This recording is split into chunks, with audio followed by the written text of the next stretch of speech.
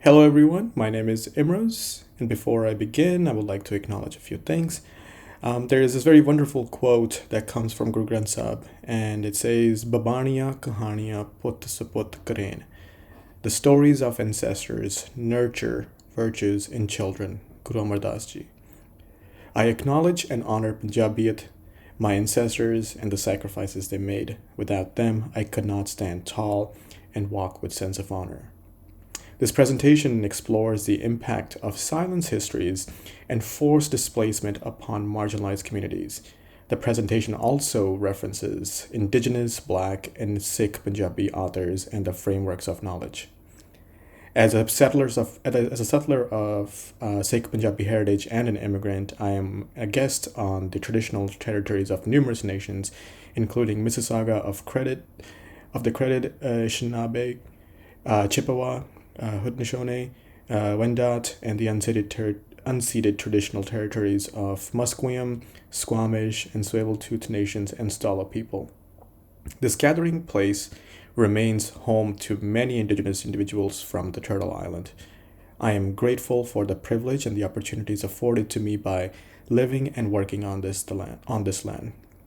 Beyond land acknowledgments, I recognize that much work remains in dismantling colonial frameworks and challenging white supremacy. All right, so moving forward. So today I will be presenting on Punjabi centered design, embracing transgressive liberation and fostering accessibility in healthcare and social welfare for the Punjabi communities. And before we get deeper into it, I would like to also just introduce a little bit about myself as well too. My name is Imros. I am director and founder of Kosh Health. I'm also a research coordinator at Fraser Health Authority, where we are working on substance use disorder interventions. And I'm also working very closely with Icon Project at UBC as a consultant on research and service. And I also teach at OCAD University in Toronto and University of Guelph Humber as well. Moving forward, there's this very wonderful quote that have been very helpful in sort of maintaining my trajectory, and it goes, "Oppressed people, whatever their level of formal education, have the ability to understand and interpret the world around them, to see the world for what it is, and move to transform it." This has been very crucial and very, very helpful in sort of maintaining what the end goal has been, and is still moving towards it. And this sort of helped me in the beginning as well too, when in 2018, when I started working as an interpreter and a translator out of healthcare and healthcare environment, so out of hospital, social welfare settings. And during that time, I started noticing a lot of things, and I will bring up those gaps moving forward as well too. But this is where a lot of the gaps appeared, and before that, I would like to just highlight a little bit about the Canadian healthcare landscape and challenges as well too. While Canada prides itself on its diversity, glaring gaps persist in our healthcare. Our Punjabi communities, rich in history and contributions, continue to grapple with these inequalities. From Google Translate, while it's helpful, it fails to capture the nuances essential for the effective healthcare communication. Adding to the complexity, there is a generational gap. While traditional media comforts the older generation, and the younger generation once more inclined towards it. And during these times, these are also some of the gaps that appeared as well too. And from the very beginning, the gaps that I noticed while I would be working as a translator, so my goal was to be the mediator, be the middle person for the doctor, for example, in a scenario for a doctor and the patient as well too. And this is when a lot of the gaps started appearing, especially in the existing literature. The presence and the high use of Google Translate, lack of understanding or lack of use of the translation models, for example, lack of understanding of what translation is, what transliteration is, and transcreation is. And this is when we sort of dive deeper into what the lack of understanding of stigmas and traumas and the role of family and relatives and role of female from the Canadian healthcare. Also, more from a bigger perspective, from a very Western healthcare, the lack of acknowledgement of these as well too, and specifically going back into the modes of distribution of the literature and the information, and the digital health literacy as well. So even when there is a lot of initiatives that have come across about digital health literacy, there's lack of understanding of what the audience, what the stakeholder needs at this point. So this is when I took a trajectory in research side of things and started looking into what is needed. So this is a lot of what Panjabi Center Design. It comes from the research that I did for my master's thesis at OCAD University. So this is where a lot of the nuances that were explored and the findings that we'll learn throughout will come from my time at OCAD as well as a master's student. Before we start, I think it's also very important to understand the language itself too. The Punjabi language is not only spoken in the northern part of India. Keep in mind that we will touch on the partition as well too. Punjabi is also spoken on the other side of the subcontinent, which is in Pakistan as well. Even though it's written in Shahmukhi, which is commonly also known as Urdu sometimes. So that's the Punjabi is still used there on that side, and also on the India side in North India, is very dominant in the Punjab region in the northern part. But the diaspora, the inspora, I would also say the Punjabi people, the Punjabi speakers also exist in the other provinces and states in India as well too, and also the diaspora. So there's different mediums and different ways of writing, while might sound the same, but the written way is different. On the Pakistan side, it's called Shahmukhi, and on the way of writing, the name of writing on the India side is called Gurmukhi. And this is when we also delve in deeper into the Punjabi diaspora as well, and its multifaceted exploration as well too. The Punjabi diaspora is deeply rooted in rich history, represents a global phenomenon shaped by forces like colonialism and migration. And this is when we sort of see that this is not just a monolithic approach to things for the Punjabi diaspora. Very often, the Punjabi diaspora gets sectioned into the South Asian category, and South Asian category includes a lot of different ethnicities and identities as well too. So it's and multiple languages in that South Asian identity. It includes languages like Punjabi, Hindi, Urdu, Tamil, Gujarati, Marathi, and I can go on for days, but that's just to highlight a few as well too. So Punjabi diaspora, just to get a little bit more context, as in the audience that I've been working with, it's important to understand where they're coming from and why the movements have been taking place. But before that, I just also wanted to highlight something that my dad often highlights and refers to as well too, and he often says, as an immigrant myself, he often would say this to us. He would say, कोई भी जान बुझ के अपना घर नहीं छड़ना चाहता, which literally translates to no one purposely wants to leave their home. And it rings very closely to a lot of immigrants as well too. But this is when we start looking into the historical context. I like to call it displacement and misplacement.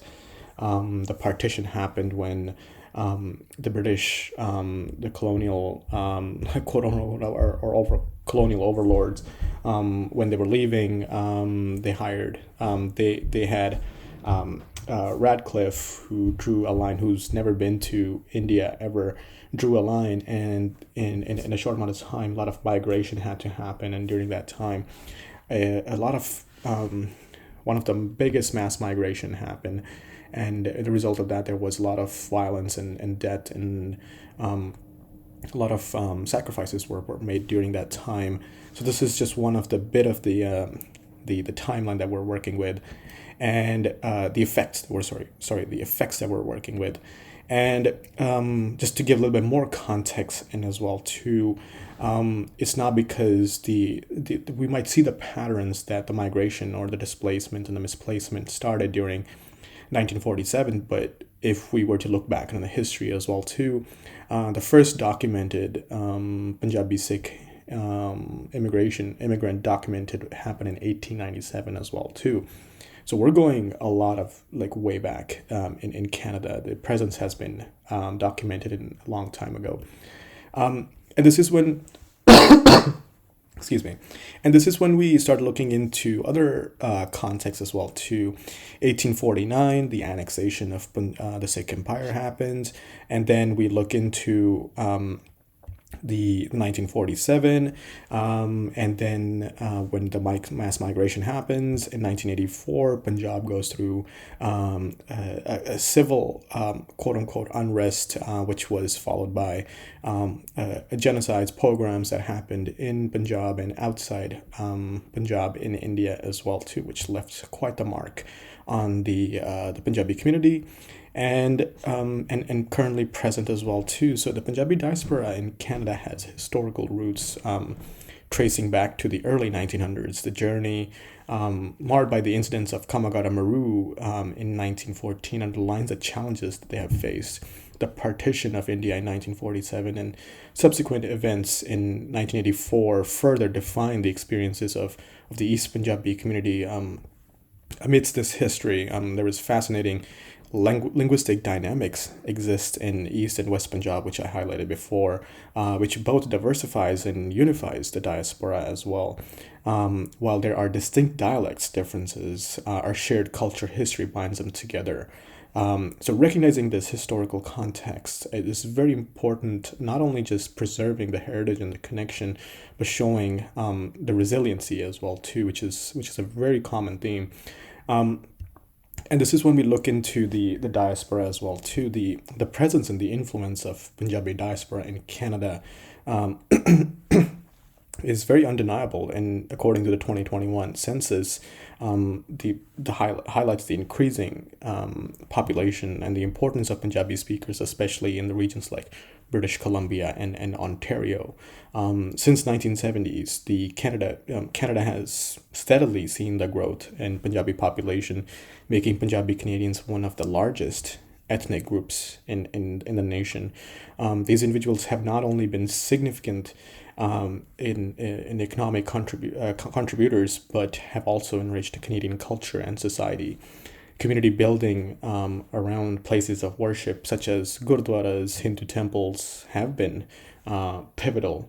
However, it's vital to understand that the traumas associated with the migration journey, from pre-migration events like 1984 incidents to post-immigration traumas, post 9/11, additionally to the rising influx of the international students, has brought both economic benefits and challenges which require attention and addresses. So this is where we also look into what does the Canadian diaspora look like in relation to the healthcare providers and community organizations. So Punjabi diaspora, Punjabi community sits very much like in the middle of it, and they're trying to access both of those things. Whereas the overlap happens very often. So there's the layout of who we're working with, the stakeholders, but at the same time, this is when we sort of look into the current gaps and practices as well too. So this is when we look into the colonial scars that have been left, the impact of them. So this is very important to understand that colonization has left deep-seated scars on the Punjabi community, both in India and among diaspora. And a lot of these have been long-term effects. Intergenerational trauma has been a very strong one that has led into other manifestations, which we'll cover as well. Challenges due to linguistic and cultural nuances in healthcare, those have left very strong ones as well too, because the Canadian healthcare system is a colonial is influenced by colonial practices, and the imposition of binary doctrines, whereas the faith itself, for example, in Sikhi, is very oneness based, and binary doctrines don't really work too well with the actual teachings, and the denial or acceptance or acknowledgement of spiritual and traditional cultural traditions as well to have played a huge role. So this is when we start looking into multiple aspects, and this is when we look into the colonial practices in the healthcare system. The Canada's healthcare system bears the mark of the colonial practices that have adversely impacted marginalized groups, including the Panjabi diaspora, from the imposition of Western medical practices to historical and ongoing mistreatment of indigenous communities. These colonial roots have profound ramifications on today's healthcare experiences. And this is when we also look into the challenges that are in the current dissemination practices as well too. Despite commendable efforts in the knowledge dissemination, challenges remain. HealthLink BC and BC Senior Guides, for instance, struggle to ensure cultural safety and adequately addressing language nuances. Moreover, their limited presence across various digital platforms reduces their impact. Addressing these gaps is very imperative to ensure that our healthcare information and dissemination practice truly caters to diverse needs, especially the marginalized communities. Translation practices is also current translation practices and processes very important. There are multiple services like PLS in BC, LST in Toronto, and CIS on a national scale have been trying to do that, but these translation practices have been lacking inclusivity and high quality products at the end of the day. And these translation challenges also have been highlighted by when I was interviewing one of the subject matter experts. I have to change the name due to the confidentiality. So we'll just refer to them as Bikram. And Bikram highlights several challenges in the Canadian healthcare. First, one of them is the absence of mandated training for the interpreters, which leads into a lot of communication breakdown. The process of written translation lacks crucial guiding principles, making translations very open to miscommunication and misunderstanding. Furthermore, while providers can give feedback, for example, the doctors who use translators can provide feedback. So the healthcare providers can give feedback. The patients remain voiceless in this experience with translations and interpretations. All this is underscored by a very systematic issue. The authorities often treat translators as secondary. Reevaluating these processes is very crucial in moving forward. And one of the big things that have come out during these interviews, which I'll highlight a little bit more, is the lack of understanding of gender roles in the Punjabi immigrant families. The gender roles have been a huge play a huge role in the Punjabi families, and they are traditionally shaped by a very deeply rooted patriarchal system as well too. And the colonial practices tend not to acknowledge those. So there is a lot of those too. And this is when we need to identify as well to the role that a female narrative plays in BIPOC cultures. And it's very important to understand that academics like Bell Hooks have critiqued this oversight in their works. For example, in sectors like healthcare, South Asian and Punjabi women play a very extensive role, but in professional settings, but they shoulder unrecognized emotional labor and rooted in deep-seated cultural expectations. So it's time that not only the culture but the system itself starts recognizing and understanding and addressing these imbalances, ensuring that these stories are not just heard but valued and acted upon. And there is, in the translation materials, there is a lot of inconsistencies as well too. One of the things that we have noticed is that very, very nationally known organizations like Canadian Mental Health Associations. They put out multiple booklets in Panjabi, and there were not just glaring spelling mistakes in the title, but throughout the whole booklets, all the booklets, and these implications not only might seem minor, but they carry a significant implication. The user might misunderstand or mistrust the material. It takes a trust away from the user. And as we move forward, addressing these errors head on is paramount, ensuring these resources truly empower and educate the intended audience as well too, and navigating the Google Translate in healthcare.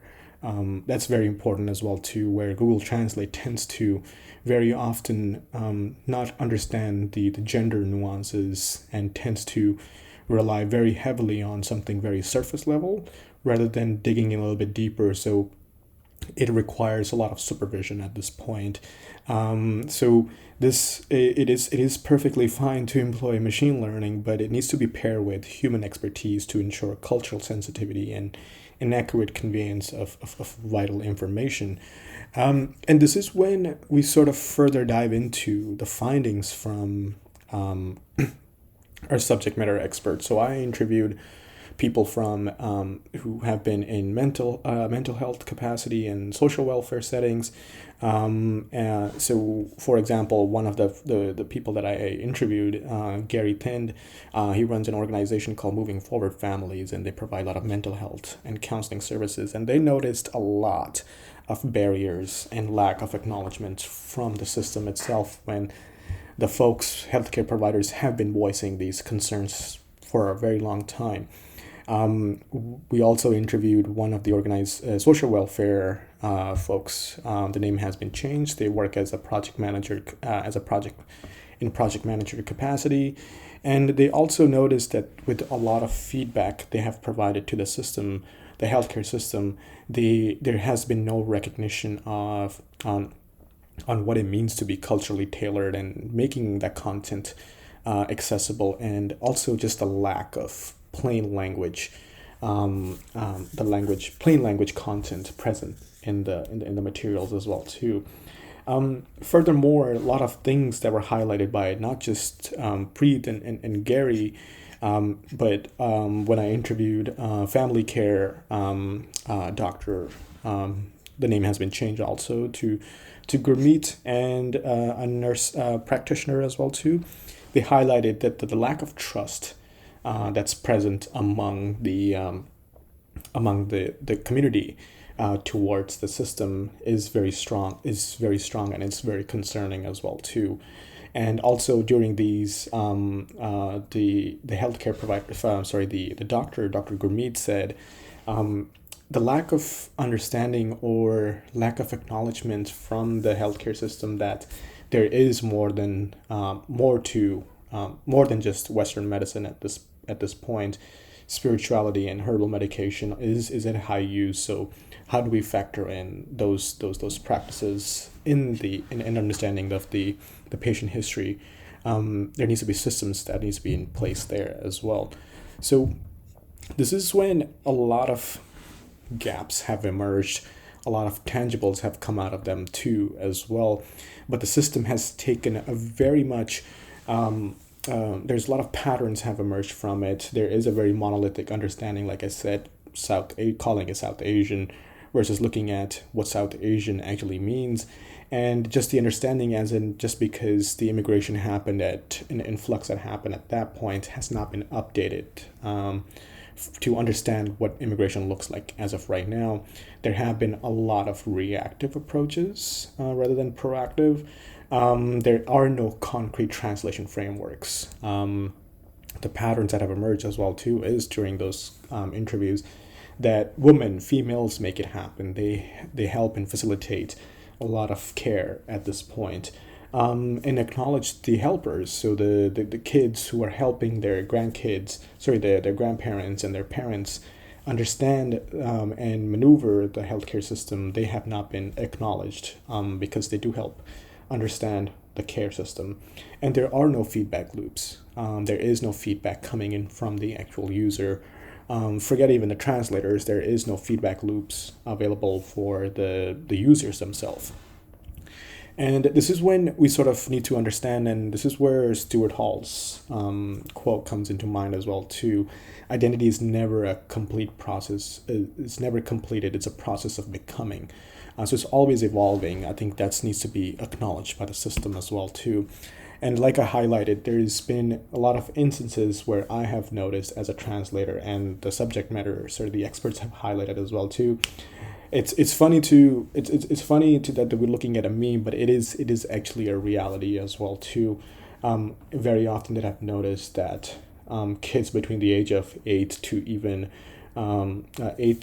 I would say 16 had to come in to facilitate translation process for their seniors and their older adults due to lack of language understanding, and they have been prone and open to a lot of vulnerable situations where as a young at a young age they should not have been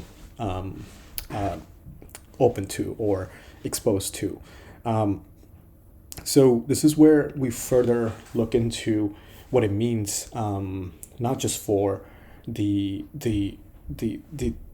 younger audience, the 8 to 16, but at the same time, each generation as well too, which is the helpers and the community itself. But this is when we also need to realize the system itself has a responsibility that they need to discover its mission, either to fulfill it or betray it, which seems to be more betraying at this point from the system side of things.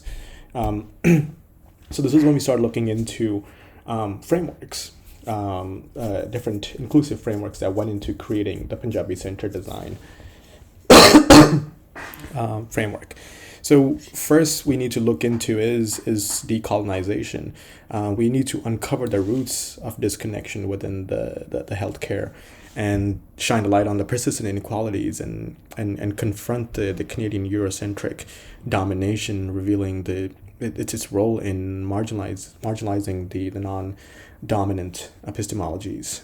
I think this is very important, and it's easier said than done, but decolonization is a continuous process and it's always at work and can take a shape and form of multiple different forms as well too. And the other that we have looked into is cultural sensitivity, not cultural safety. We can call it cultural sensitivity or safety, but embracing cultural sensitivity and inclusive practices is very crucial. We know how important of a role culture plays in just the Punjabi communities. And so this is where, for example, the competency training, for example, community-based participatory research methods approaches can foster effective communication and collaboration. And this has been very informative in developing the Panjabi Center design framework as well too. This is where we look into intersectionality a lot as well. And this is when further we look into the Punjabi community, which is Panjabiyat, and the practices that exist in the Punjabi community and the culture as well. And how are we taking a co-design? Co-design practices have been a very crucial part in the inclusive design, inclusive approaches, but co-design approaches have already existed in a lot of the cultures, especially in the Punjabi community. And this is when we need to look into some of the existing systems. So, for example, the Panchayat Raj system, which is the local government system, which actually emphasizes on the impact of community dynamics. And the other that we have looked into is the Gurmat framework that has been employed by the Sikh Research Institute, which looks at the wisdom that exists in the culture and the history, how it reflects on the history. And how the history, if history gives us the evidence of how that wisdom has been used, and what does the current lifestyle looks like, and how does that impact, and how we need to change that as well too. So this is also another one of the frameworks that influenced a lot in building the Panjabi Center design. And then further is trauma informed and cultural safety as well too. It's vital to approach design with the trauma informed lens and cultural safety mindset. We'll discuss that more in furthermore, but um, this truly serves the Punjabi community's unique needs, as I referred to the amount of trauma and violence that the migrate it was influence on the migration that has been very highlighting in the intergenerational trauma as well too. So it goes very much in hand in hand. The other one is plain language. The plain language for public health guide is a blueprint for making intricate healthcare information accessible as well too. So this framework itself has been very helpful in creating this. So this is when we come to what does the actual framework look like. So this is when we introduce Punjabi Center Design Framework, embracing culture in healthcare. It's very important to look into the community aspect of things. The spirit of the Punjabi community revolves around Sangat, which is community, emphasizing community and unity. Building a system that appreciates this sentiment is very vital. Drawing wisdom from traditional Punjabi philosophies and frameworks like Gurmat framework and the governance models like the Panchayat system has been very influential in creating this and addressing challenges and values and strengths of the Punjabi community as well. This is when we introduce transgressive liberation. This has been a very crucial role in understanding and in empowering the Punjabi diaspora. This is when we look into before we get into the framework as well too, we'll look into who influenced the transgressive liberation, and this is when we look into authors and very influential authors like Professor Puran Singh, who influenced a lot in Sikh Punjabi literature as well, and bell hooks, how to understand and foster and empower the feminine voice as well, and Paulo Freire in developing what does liberation look like. So this is when we look into develop a little bit more principles. So what does critical consciousness look like in developing a framework? Because we're looking at a community, there needs to be a dialogue going on. So what does dialogic learning look like, engaging in critical dialogue? Professor Puran Singh and all of the other and bell hooks have influenced cultural and linguistic empowerment, and the Paulo Freire's teachings have been very much in emancipatory education as well too, not in just raising awareness, but also understanding as well too.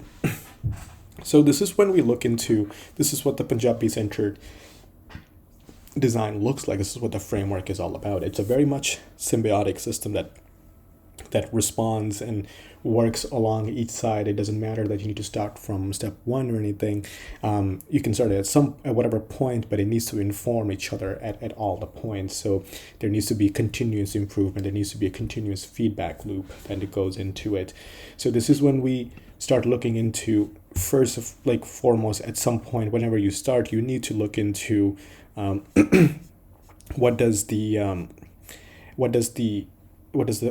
is the stakeholder, who are you serving at this point? So that, which is very important. So it's very often in the colonial system, it's very much avoided at this point. So for example, individuals and family layer is very important to understand, and what does the role of a community organization looks like at this point. So this is very important, and the ultimate goal is depicted in the flowchart is to identify, understand, and engage, and finally tailor the Punjabi Center Design Framework to be as effective and impactful as possible for the Punjabi community. And the further next one is looking into cultivating authenticity in the Punjabi Center Design, which means what does it mean? It means that Punjabi Center Design is more than materials. It's about connections and understanding and respect. is to how do you highlight those voices. So this is when we use the trauma-informed approach. We offer sensitivity to the Punjabi community's history and journey. This is when collaboration with community leaders ensures authenticity in not in just the materials but the approaches as well too.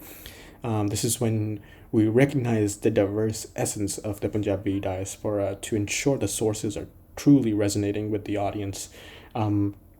And this is when we look into the culturally resonant imagery as well too. So rather than looking at generic stock footage, for example. And moving forward this is when we start looking into centering Punjabi, so centering the language itself. So this is when this is when we dig into the translations modes as well too. So rather than going from English to Punjabi, why not just create materials in Punjabi, focusing on the Punjabi community, and then translate it to English? So this takes away a lot of the barriers that sometimes come with cultural nuances as well too. And the processes, for example, the actual translation framework that is designed with the Punjabi community in mind. So that is also one of the key steps in the Punjabi centered design framework. And empowering healthcare. So not just the system itself, the people in the healthcare, so the healthcare provider. So what does that look like? So that means that, for example, the basic mastery of Punjabi phrases is key. So those having in areas where Punjabi is spoken very highly or there is very big population, having the basic mastery of Punjabi phrases is very key. So it enhances in the patient-provider communication as well too. Beyond language, understanding the culture nuances from family dynamics to tradition allows for tailored and empathetic care. The empathy is the key at this point as well too, which is very much often neglected in a colonial system. Role-playing and case studies offer another very practical insights into the real-world experiences and situations as well too. Strengthening community healthcare through Punjabi partnerships, so collaborating, building bridges at this point. So community collaboration is very, very important. And community collaboration could mean from working with community organizations, but it also means working with gurdwaras, the Sikh temples, for example, and the Hindu temples and the mosques as well too. Having those relationships is a big key at this point. Holding interactive spaces is very important. Continual dialogue is very important. Hearing what the community is talking about, what the community's needs are.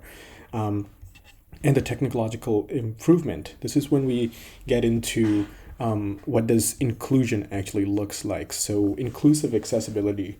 So what does that mean? What does health literacy actually means? What does patient-centered dialogue means? So looking at these things. So how do we make inclusive accessibility? So from that perspective, what we do is not just making sure that the content is translated, but at the same time, what are the different mediums that the community is using to access social media, for example, or watch content, for example. What does the Punjabi Gurmukhi font look like on web as well too? And is that factoring in multiple channels at the same time? And health literacy.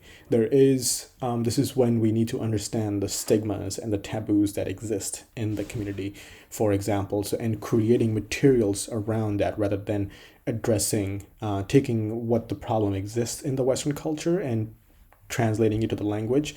It's specifically looking at what is the need of the actual community is and creating health literacy around that.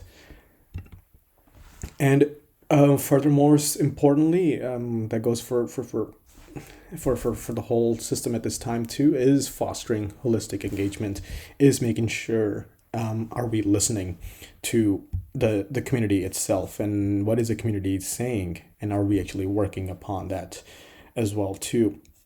There are very, very, at the same time, having all these steps and not listening to or not receiving feedback or not getting the feedback, if you're not doing that, then there is definitely something missing. There is no point of doing any of these steps, for example, and not fostering any holistic engagement and receiving feedback at the same time. So, in a nutshell, this is what the Punjabi centered design framework looks like at this point. Its goal is to bridge cultures within the culture itself, and this is when we further start looking into what does that actually look like. So, its impact furthermore. So what is Punjabi centered design's impact at this point? So what we look into is it's a bridge between Punjabi community and healthcare providers in fostering mutual trust. Harnessing, for example, the government framework not only helps us understand how to understand the community better, but how to develop materials and solutions, for example, contextually relevant solutions. It eliminates language and cultural barriers by integrating linguistic and cultural training. It emphasizes community collaboration and ownership, and fortifying community provider trust as well too. It's further looking into empowering the Punjabi diaspora. This is when further from this, the impact is that we are providing them self management and self awareness tools at that point. This is how we are empowering the community itself. It is a culturally responsive approach to understanding the Punjabi diaspora and addressing the unique health challenges like diabetes and cardiac issues and mental health by providing a culturally tailored solution. By prioritizing community engagement, Punjabi centered design fosters a sense of responsibility and trust, leading to enhanced health outcomes. Furthermore, it gives us this goes beyond just the Punjabi diaspora as well too. It's adapting Punjabi centered design for other immigrant communities. The key lies in recognizing cultural nuances and ensuring community-driven design as well too. This can be tailored to service unique needs of communities like Chinese and Vietnamese and Arabic and Farsi populations as well too, which are also growing in Canada. Its potential obviously can be served beyond just the Punjabi diaspora and the community itself too, to other immigrant communities as well.